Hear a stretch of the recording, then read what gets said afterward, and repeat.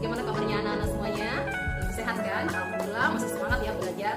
Anak-anak, di tema satu ini yang akan kita pelajari insya Allah selama 3 minggu ke depan ya, kita akan membahas semuanya tentang organ gerak hewan dan manusia. Dan untuk subtema satu ini ya, yang akan kita pelajari selama seminggu, satu subtema itu kita akan mempelajari tentang organ gerak hewan. Nah, anak-anak, banyak sekali hewan di sekitar kita yang kita sudah tahu ya. Ada burung, ada kelinci, ada ayam, kupu-kupu, ular, siput, dan lain-lain sebagainya. Nah, mereka semua itu bergerak dengan cara mereka masing-masing ya. Masing-masing punya cara bergerak sendiri-sendiri. Bagaimana cara mereka bergerak? Apakah mereka bergerak menggunakan baterai? Ya, tentu saja tidak. Ya, mereka dapat bergerak karena mereka memiliki organ gerak. Kita, manusia dan hewan, memiliki suatu sistem gerak yang sama. Ya, sistem gerak kita terdiri dari 2 alat gerak, otot dan tulang. Nah, sekarang Ibu Guru akan jelaskan satu persatu 2 alat gerak itu. Yang pertama adalah otot. Otot itu disebut sebagai alat gerak aktif. Kenapa? Kalian tahu tidak otot itu yang mana? Ya, otot itu adalah seluruh daging yang menempel di tubuh kita. Ya, ada otot ini otot tangan. Ini daging-dagingnya inilah otot. Nah, jadi otot yang terbesar di tubuh kita ya, otot yang terbesar itu berada di paha. Ya, paha kita adalah otot yang terbesar di bagian tubuh kita. Jadi semuanya ini ada otot. Ya, otot ini disebut dengan alat gerak aktif. Mengapa disebut dengan alat gerak aktif? Karena ototlah yang dapat menggerakkan tulang. Ya, tanpa otot tulang tidak bisa bergerak. Jadi kita bisa bergerak ini karena ada otot. Ya, makanya otot disebut dengan alat gerak aktif. Yang kedua adalah tulang. Nah, alat gerak yang kedua ada tulang. Ini di sampingnya Ibu Guru ini ada susunan tulang-tulang ya. Tulang-tulang ini tidak bisa bergerak sendiri. Ya, karena dia tidak bisa bergerak sendiri, makanya dia diam saja ini disebut dengan alat gerak pasif ya. Dia bisa bergerak jika ada bantuan dari otot. Nah, makanya tulang ini disebut dengan alat gerak pasif. Sedangkan otot alat gerak aktif. Yang menggerakkan tulang ini adalah otot ya. Seperti tangan kita atau tangan ini. Ini tangan ini ya, tulang-tulangnya kita ini dapat bergerak seperti ini jika memiliki otot.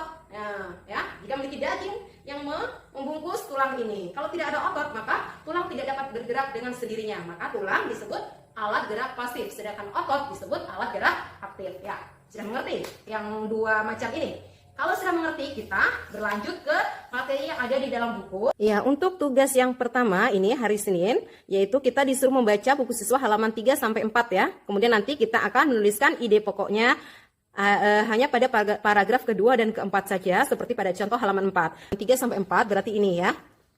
Nah, perhatikan dulu halaman 3. Halaman 3 ini ada bacaan yang berjudul organ gerak hewan, organ gerak manusia dan hewan. Di sini ada 1, 2, 3, 4, 5. Ada 5 paragraf. Nah, kalian baca masing-masing ini ya, dibaca semua paragrafnya agar kalian mengerti.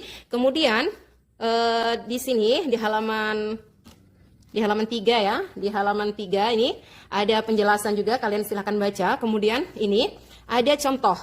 Ada contoh bagaimana nanti akan mengerjakan soalnya untuk soal nomor 1, menulis ide pokok. Jadi nanti hanya paragraf yang kedua dan yang keempat saja yang kalian kerjakan. Ya, berdasarkan bacaan yang dibaliknya ini.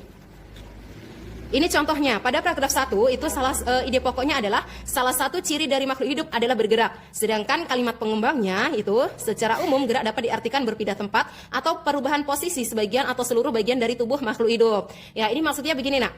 Jadi setiap paragraf itu terdiri dari 2 kalimat, yaitu yang pertama kalimat ide pokok, yang kedua adalah kalimat pengembang. Nah, ide pokok itu adalah hal pentingnya yang menjadi inti dari paragraf tersebut. Ya, inti yang akan dibicarakan itu tentang apa. Nah, itu namanya ide pokok. Sedangkan kalimat pengembangnya itu adalah penjelas dari kata kunci yang ada di dalam ide pokok tersebut. Misalnya ini.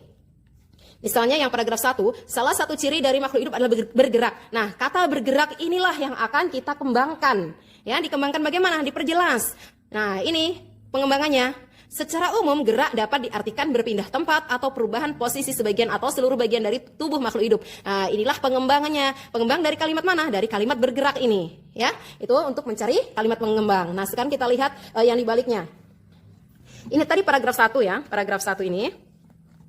Nah, Paragraf 1 di sini tadi ya. Ini paragraf 1 tadi. Ini kan banyak. Jadi tidak harus kalimat pengembang itu kita tulis semua, tidak harus seperti itu. Tergantung ide pokoknya apa. Nah, sekarang paragraf kedua nanti dibaca. Dibaca dulu inti dari paragraf itu apa, kemudian cari kata kuncinya yang harus dikembangkan itu apa dari ide pokok itu. Ya, kemudian yang keempat, ini paragraf keempat di sebelah sini. Ini dibaca, kemudian temukan ide pokoknya dan kalimat pengembangnya untuk memperjelas ide pokok tersebut. Ya, dipahami ya? Nah, kemudian selanjutnya nanti dikerjakan juga soal yang nomor 2, organ gerak terdiri dari 2 macam, yaitu apa? Tadi ada juga di bacaan dan sudah juga Ibu Guru jelaskan. Ya, kemudian yang ketiga, sebutkan fungsi-fungsi organ gerak. Ini jawabannya ada di dalam bacaan ini. Silahkan nanti dibaca. Oke? Dimengerti ya?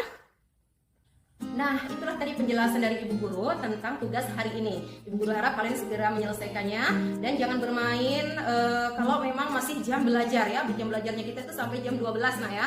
Jangan bermain, kerjakan tugasnya, kita belajar. Kalau misalnya capek boleh istirahat, boleh. Kalau haus, boleh minum. Lapar, boleh makan. Tetapi ingat, jangan lupa untuk tugas kalian. Jangan lupa belajar. Pokoknya dalam 1 hari itu harus ada ilmu yang kalian dapatkan, harus bertambah ilmu. Ya, jangan datang kosong, pulang juga kosong. Ibaratnya seperti itu.